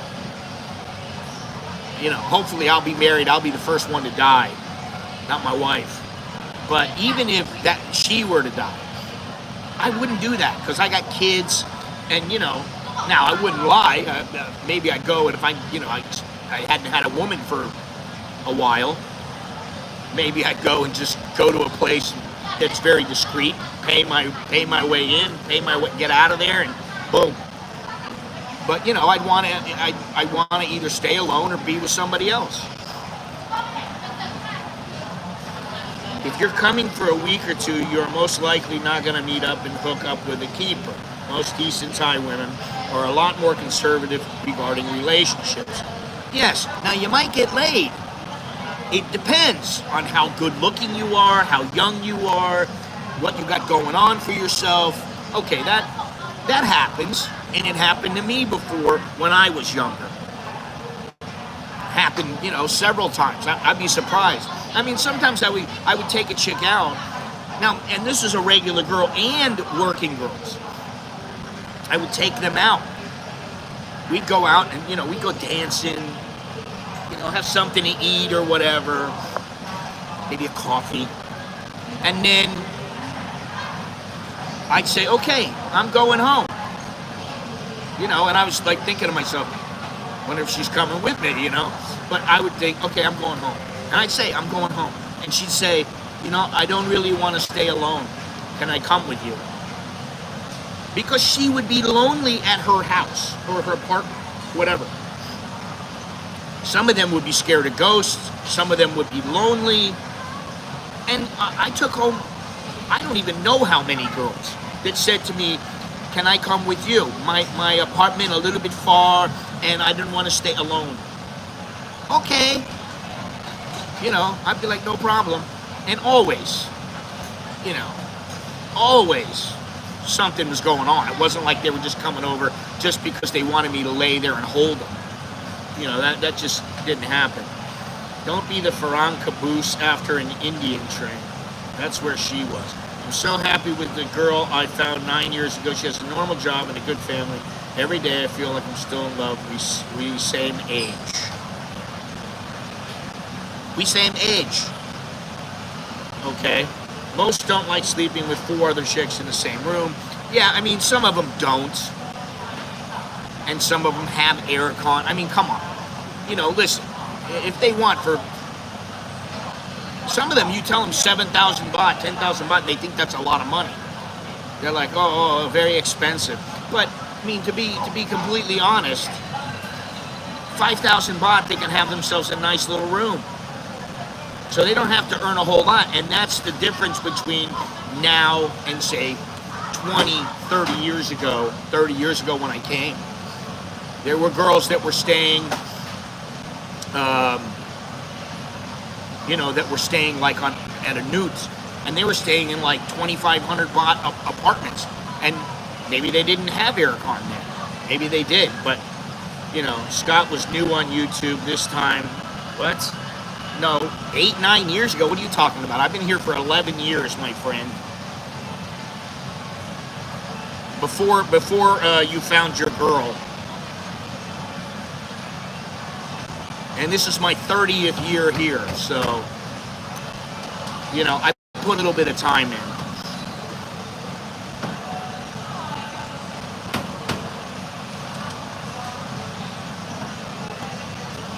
Yeah, I mean, I was newer then, and maybe I was still doing the Chowderhead videos. I don't know. You know, I still do them, but they're just not as frequent, nearly as frequent. And I think most people have learned, and it's not only from me they've learned, but they've learned from a lot of different sources. You know, listen, if you go to Pattaya and you meet a chick in a bar, I hate to tell you this, she's probably not marriage material. That's just fact. You can debate it all you want. You can try to be as PC as you want about it. You can do whatever you want. You can say whatever you want. But I stand by what I say. You know, the bottom line is that, you know, that's not, you don't go into a whorehouse to find a wife.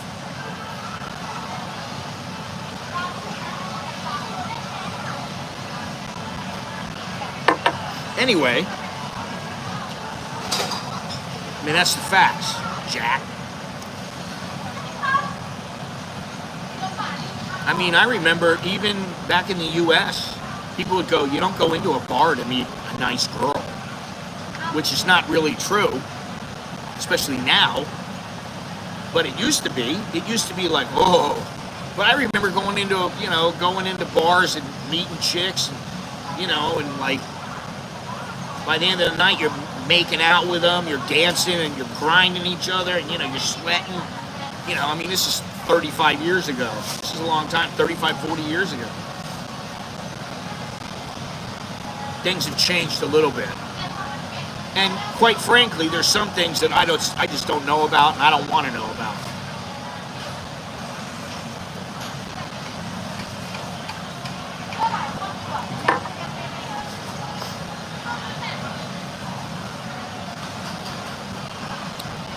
Anyway, you know, I was going to go watch the UFC this morning and watch it while I was streaming.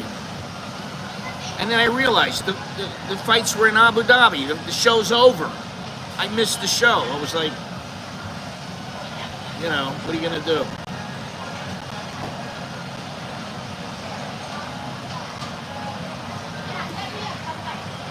I met my wife through a friend many years ago. She was working, and she was working as a cashier, and she was working for my friend doing fishing lures, but she was also working as a cashier at an Italian restaurant. I think the odds of finding a keeper in the 90s was much greater than now. Women of my generation were just more interesting, knew how to carry on. Yeah, I agree with that, Roman. I really do agree with that, because I think that in the past, the women were not glued to their phone. They did not have a relationship with their phone. You know, it was, can you carry a conversation? Can you have a good time and talk to each other? Can you laugh with each other? Now I look at people, and especially young people, they're on their phones. And, you know, my kid, Alex, the only time he's on the phone is to listen to music. That's it. And Nicholas, maybe to watch some videos. You know, he'll watch a couple videos. You know, at the end of the night, he'll watch a movie or something like that.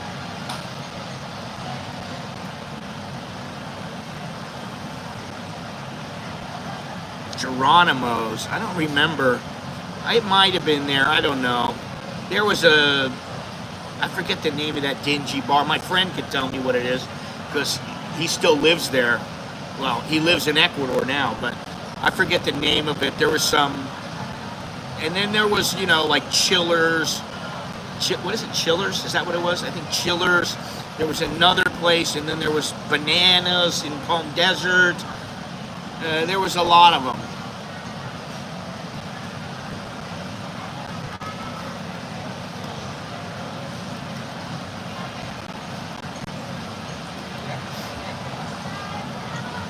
No, that's Guillermo's.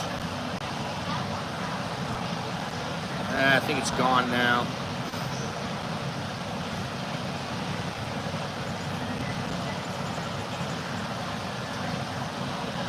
What was the name of that other place?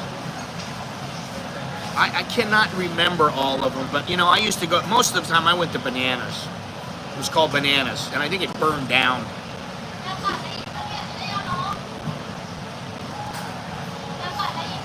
All right there, Fire Dude, you take it easy, have a good one, and I will talk to you later. Been a nice little stream today, which I always like. I like it when we communicate a little bit and have a chat. But yeah, I mean, you know, here in Thailand, I mean, when I came to Thailand, my nose itches. When I came to Thailand, I used to go to the bars all the time. And one thing I didn't like is that, you know, you'd be in the bar and it would be like Zelda's, that's what it was. I'd be in the bar and I'd have to buy a drink. And it wasn't that I had to spend money to buy a drink, it's I didn't want to drink alcohol all the time. I don't want to become an alkie. So I would buy, you know, a soda, I'd buy a Red Bull, and then some nights I would, all right, give me a, and I did this in Bananas back in Palm Desert. I would buy a Corona, and then I'd buy a shot of tequila. I'd drink some of the Corona, I'd get down the tequila, and I'd keep drinking my Corona, then I'd get another Corona and another tequila. And I would do that, and by the third or fourth shot in the third or fourth beer, I would be on my way, and you know, you never knew what was going to happen, which is why I liked it. It was a lot of fun then, you know. I met my wife in a pen pal website, not a hookup site. It dealt mostly with people who wanted to discuss travel and time.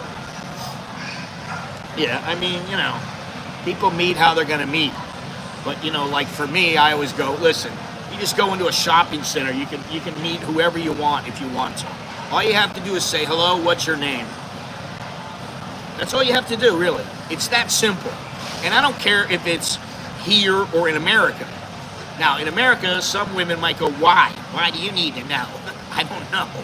But I can tell you that a couple times, the last time I went back and the time before that, you know, I'm out with a bunch of people, and we're all standing around, and there's people standing around, and I just said to them, hey, how you doing? What's your name? Boom, that's it. You start talking. It was easy. Yes, Jim, I know your story already. Oh, God. Everybody has their own little story of how they met and how, you know, they got involved, and that's nice. But, you know, I still think that, you know, like here in Thailand, I don't really think you need to go on Tinder or Thai Friendly or some of these other, whatever other groups there are. I don't really think you need to do that. You know, you want to meet somebody, you just meet them. You can find a way to meet somebody. You'll find a way. Now, if you're sitting at home, you're not going to meet anybody. But if you're going out and you go different places, then, you know, you run across people, you remember them, maybe they work there, you go there the next time, you say hello. You know, then you, oh, hey, I see your name is so-and-so. Oh, yes. What's your nickname? Oh, okay. All right, well, listen, I got to go, but I'll talk to you later. And then you come back later. And before you know it, you strike up a rapport with them, and, you know, things are good. Hopefully.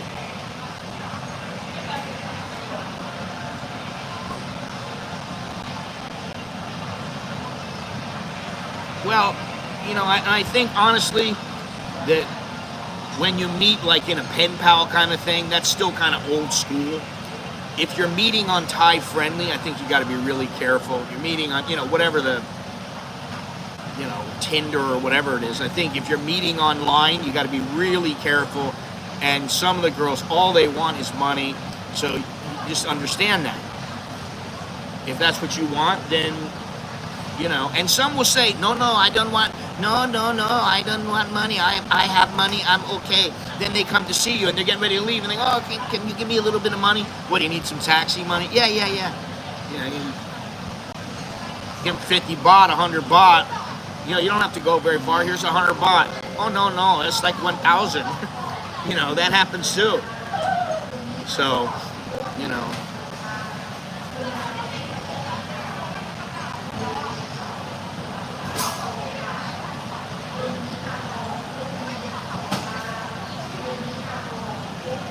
Anyway.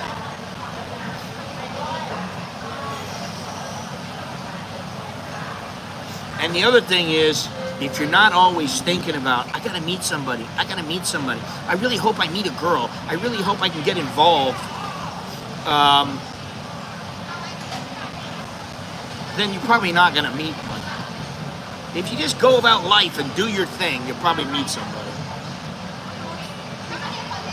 So the question asked earlier, I don't know what question that is.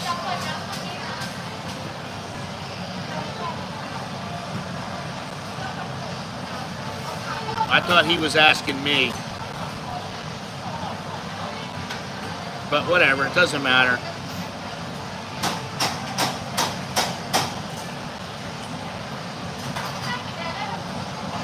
Slowly but surely you put in the time. You put in the time with the women, or woman rather. You put in the time living here, and then before you know it, it's kind of second nature. Which is what I always say now. This is not an exotic place for me anymore. It's not like I'm so thrilled because I live in exotic Thailand. I don't feel that way anymore. To me, it's like I've been living here almost as long as I was living in the United States. So to me, it's the same. It's not a big deal. Now, you send me to certain places and I'll go, wow, this is pretty wild. You know, certain places in Thailand, certain places in Indonesia, Cambodia, lots of other places. And I was thinking yesterday about, well, maybe I'll just go back and I'll just make Myanmar the place where I want to go and photograph and really get into. And maybe I'll just go there and that's what I'll do. I'll just spend all my time there. But I got to think about that a little bit. Because I always think and then I go, wait a minute, what about this? I'm kind of like the Thais are. I think and want to do something, and then a little bit of time goes by, and I go, why am I going to do that? I don't know if that's so smart, you know. Anyway, thank you very much, everybody, for joining me. I appreciate it. The place is starting to get busy now. And I don't know what I'm going to do. I don't know if I have any errands to run. I have to think about it. Thank you, Jim. Thank you, Fire Dude. Thank you, Roman. Thank you, Gabe, TMI, Exeter, Fire Dude. Did I say that? Krister, Vanico, everybody else, Bruce. Thank you. I appreciate it. My first visit to Bangkok in '91. Now that was exotic back then. Missed those days. Yeah. I understand. I remember the first time I was here and girls were patting down my head and my neck with a wet rag and massaging me and talking to me, and I was like, holy shit, man. I can't believe how popular I am. And you know, of course they were, oh, you handsome man. And I was like, really? Wow. I guess these Thai girls think I'm handsome. Little did I know.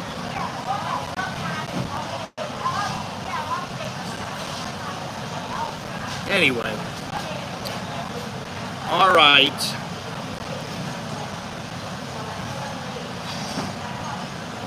I have to ask my friend about Geronimo's because he would remember it. He's been living there for as long as I've been living here. So, anyway, thank you very much for joining me. As I said, I appreciate it. And I guess that's all I have. We'll have some more topics to cover in the coming days. Yeah, we'll have some other topics to discuss. But I think the loneliness topic is something that a lot of Western men need to address here, so they don't get in a position where they feel like, oh, I've got to just jump off of this cliff because jump off of this apartment because nobody cares about me. I don't think that's the way to do it. You know, if you really feel that bad, then I think you need to contact somebody and get some help. On 111 on the way to Indio on the right. I mean, you know, I know where that is. On the way to Indio, my buddy had a house in Indio, and I worked in Palm Desert. But I remember the name, but I don't remember if I remember the place. So. Anyway, that is all. Thank you, that is all. I appreciate it. And until next time, I'm Scott. I'm an American in Bangkok. Choke me, Lel Jukan Mai. Hope Ken Mai. See you later. Choke me. Good luck. And see you when I see you. All right? Adios.